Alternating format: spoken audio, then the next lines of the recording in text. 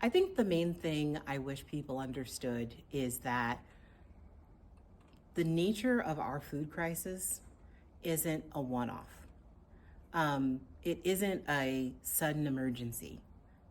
This is a compounded effect of policy failures that have resulted in a system of poverty that doesn't just affect people who are at the lowest echelon economically.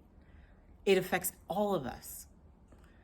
If the average American is only $400 away from a catastrophic emergency, I mean, a catastrophic emergency being I blown my tire, I can't afford this medicine.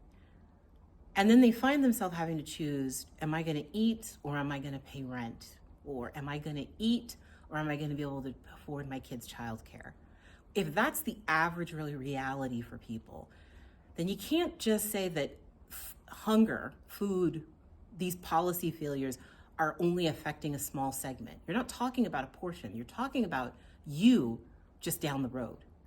You're talking about your family a few months from now.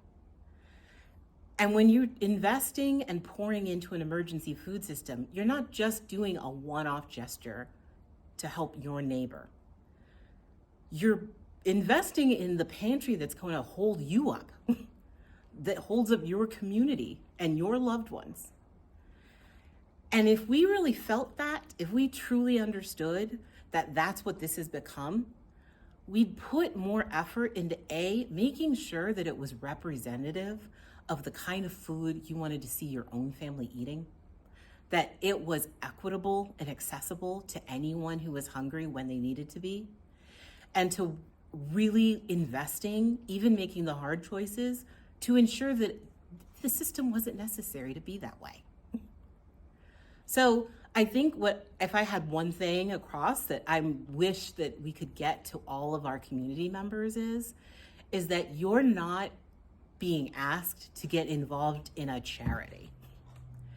You're being asked to truly engage with your community, to be a member of your community in a long-term, meaningful fashion by making sure everyone has something to eat and that the food they have to eat is of quality you'd be proud to serve in your own home.